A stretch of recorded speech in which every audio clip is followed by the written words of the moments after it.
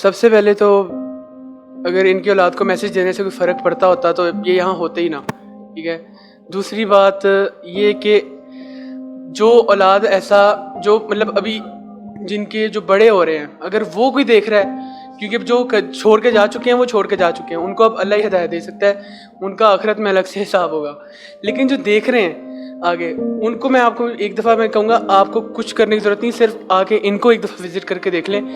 आपको पर्सनली तौर पर आप अपने वालिदैन से मोहब्बत जितनी आपकी बढ़ जाएगी, मेरा नहीं ख्याल कि आप ख्वाब में भी सोचेंगे कि उनको आप यहाँ छोड़ के जाएंगे।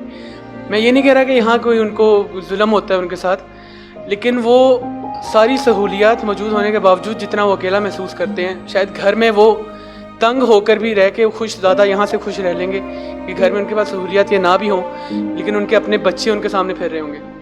बंदा आखिरी वक्त में अपने ये नहीं कहेगा कि मैंने महंगी गाड़ी में बैठना है, महंगा खाना खाना है, वो कहेगा मेरे अपने कहाँ हैं, मेरे उनको सामने लाओ, मैं उनको देखना चाहूँगा एक दफ़ा।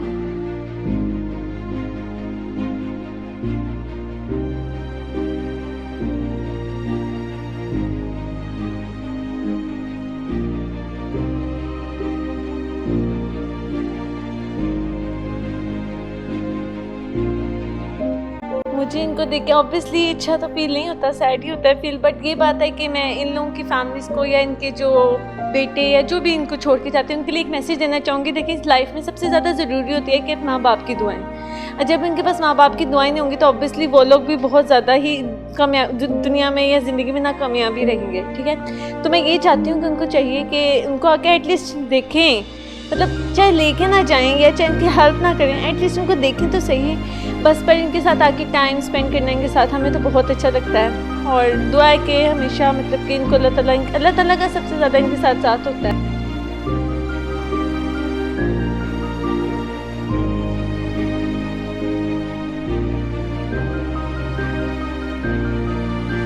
दिल को सुकून मिला है। मैं सबको यही मैसेज देना चाहूँगी कि जब हम लोग इस दुनिया में आते हैं, जैसे हम लोग हमारे माँ बाप हमें बड़ा करते हैं, जो भी हम लोग लाइफ में स्टैंड होते हैं उनकी वजह से ही, लेकिन जब हमें उनकी ज़रूरत होती है तो हम उन्हें अकेला छोड़ देते हैं। तो जब वो इस हाल में होते हैं तो वो जब उनको याद आता होगा कि हमारे बच्चे हमारे साथ क्या करते हैं या हमें छोड़ के चले गए हैं, तो उनके दिल पे क्या गुजरती होगी या वो क्या सोच के अंदर ही अंदर ख़त्म होते जाते हैं। बेशक वो दुनिया में फ़िज़िकली हैं, लेकिन अंदरूनी वो ख़त्म हो जाते हैं। सिर्फ सबसे बड़ा दुनिया में ना औलाद का दुख होता है, लेकिन जब औलाद ऐसा करती है ना तो फिर कुछ नहीं बचता पीछे, कि माँ बाप खुश होते हुए भी ना खुश नहीं रहते। तो मेरी आप सबसे एक ही रिक्वेस्ट है कि अपने माँ बाप की कदर करें। माँ बाप जैसा दुनिया में कोई नहीं है। हर इंसान, हर चीज़ मिल जाती है, लेकिन माँ बाप नहीं मिलते। तो प्लीज़ उनकी कदर करें, इस दुनिया में होते हुए कदर करें, ना कि उनके जाने के बाद। Thank you.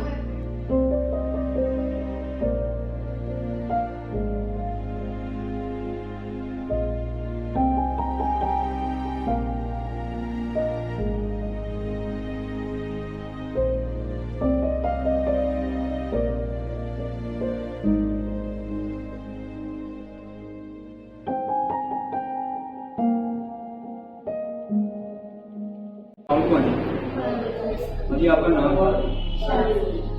अच्छा माँ जी, ये बताइए आप कब से यहाँ पे हैं? 3 साल। कौन छोड़ के गया था? मुझे मैडम ने भेजा था यहाँ पर। अच्छा, आपके कितने बच्चे हैं? मेरे 2 बच्चे हैं, एक बेटी एक बेटा। वो एसएस के बीच में है। क्या? मेरा बेटा 13वीं में पढ़ रहा है और बेटी मैट्रिक का कोर्स कर रही है। ठीक है, तो वो छोड़ के आपको कौन गया था? मैडम। अच्छा, वो क्यों छोड़ के गई थी आपको? वो इसीलिए छोड़ के गई थी। मेरा मियाँ फोटो हो गया था। क्या करते थे आपके मियाँ? मेरा मियाँ ये सुनियार का काम करता था किसी के पास। अच्छा, तो फिर क्यों छोड़ के गई थी? तो वो फोटो हो गया था। तो फिर मेरे बच्चे छोटे छोटे एसएस में थे, वहाँ पर पढ़ रहे थे। मेरा घर बार में था, भाई के पास रहती थी। भाई लोग अच्छे थे, लेकिन भाभी की नहीं बनती थी। भाभीयों की नहीं बनती थी? ठीक है। इसलिए वजह से मुझे यहाँ पर आना पड़ा। तो आप अपनी मर्जी से आई हैं कि भाभीयों ने कहा है कि भाई को कि इनको छोड़ के आओ? नहीं भाभीयों ने कहा है भाई को छोड़ के आओ। और भाई राजी हो गए थे आपको छोड़ने पे आने के? लेकिन मैं एसओएस में चली गई थी, ठीक है, तो मैंने फिर उधर भेज दिया। ठीक है, उन्होंने इधर भेज दिया था। तो अब जो बेटे हैं अब वो कितनी एज के हो गए? मेरा बेटा माशाल्लाह 20 साल का है।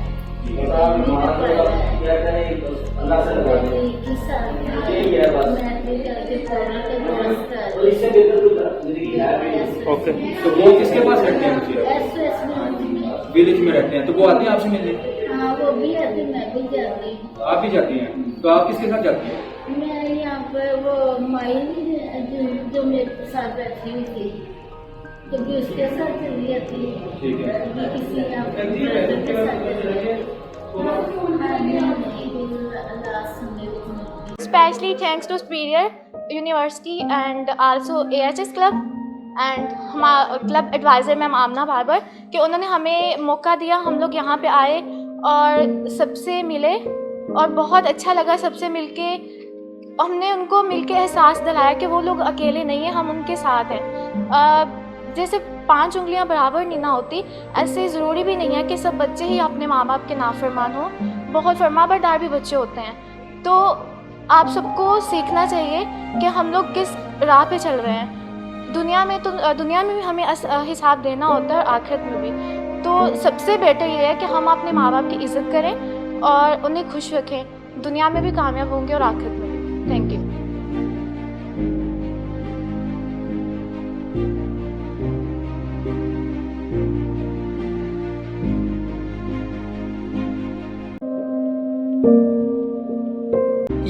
हमें यहाँ आके सच में बहुत अच्छा लगा है। और जो कहते हैं कि जैसे कई लोग कहते हैं कि कोई मैसेज नहीं मिलता, इससे बहुत अच्छा मैसेज मिलता है। सबसे पहले हमें ये मैसेज मिलता है कि अगर हम इधर आएंगे हमारे दिल में ऐसी फीलिंग पैदा होंगी कि हम कहते हैं वक्ती तौर पे हम आके इधर कहते हैं कि ये ऐसे हैं, ये ऐसे हैं, ये ऐसे, लेकिन हम है ना ये मैसेज मिले कि ये तो आ गए हैं लेकिन आगे नेक्स्ट कोई ना आए ऐसी जगह पे। हमें एहसास हो और हम अपने घर वालों से या हमें ये एहसास होना चाहिए जिस स्टेज पे आज ये है कल हमें भी उसी स्टेज पे आना है।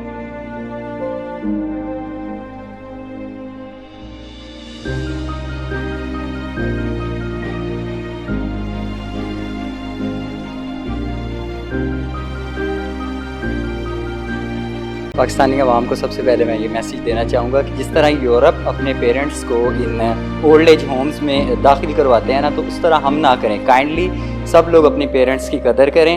पेरेंट्स जो अल्लाह ताला की तरफ से हमें एक तोहफ़ा है, हम अगर इनकी कदर नहीं करेंगे ना तो ये हमसे छीन लिए जाएंगे। Thank you.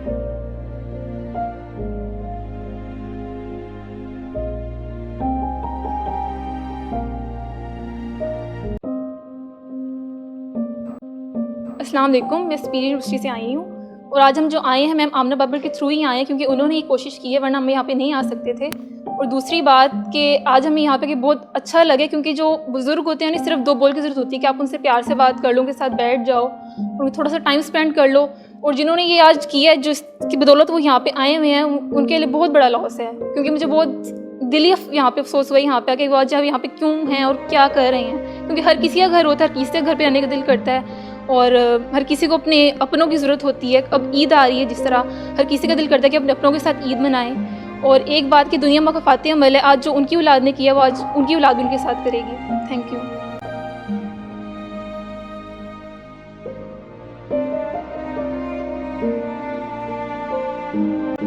एक नया एक्सपीरियंस आया और एक जो अपने माँ बाप के लिए जो मोहब्बत है वो और भरी है और एक इज़्ज़त भरी है। और एक दिल से दुख हुआ कि मतलब जो माँ बाप बचपन से लेकर अभी तक पालते हैं, अपने पाँवों पे खड़ा करवाते हैं, अब एक कमाने के लिए एक उनको ज़रिया बनाते हैं कि चलो उनके दिल में होता है कि वो हमारी खिदमत करेंगे बड़े होके, और वही उनको ऐसे इधर दर बदर छोड़ जाते हैं। तो उन माँ बाप पे क्या गुजरेगी। अभी इधर आया हूँ तो मेरे गूज़बम्स हो रहे हैं कि यार कैसे बच्चे हैं ये लोग जो अपने माँ बाप को छोड़ कर चले गए हैं।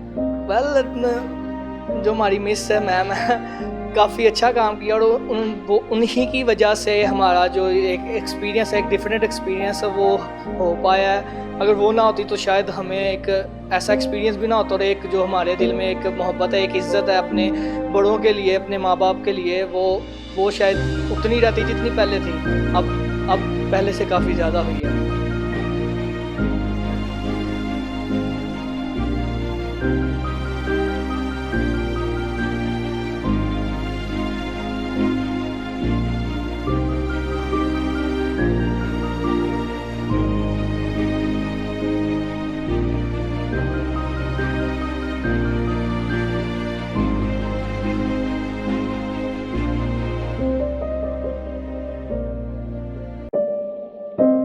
अस्सलाम वालेकुम, मैं सुपीरियर यूनिवर्सिटी का स्टूडेंट हूँ। मेरा नाम मोहम्मद इब्तिहाज है। बेसिकली हम में से मोस्टली स्टूडेंट्स मेडिकल इमेजिंग के हैं। हम लोग अपनी क्लब एडवाइज़र डॉक्टर आमना बाबर के साथ एक AHS क्लब की हिस्ट्री में सबसे मेरे ख्याल में जब से मैं यूनिवर्सिटी में एंटर हुआ हूँ, AHS क्लब की हिस्ट्री में ये पहला इवेंट है जो हमने अफ्तार पार्टी का ओल्ड एज हाउस में किया है, जो कि म्यू हॉस्पिटल में मौजूद है। सबसे पहले मैं शुक्रिया अदा करता हूँ अपनी क्लब एडवाइज़र डॉक्टर आमना बाबर का कि उन्होंने हमें एक मौका दिया है कि हम लोग इस एक्टिविटी में शामिल हो और हमें कुछ सीखने को मिले और हम लोग किसी की खुशी का बाइस बने।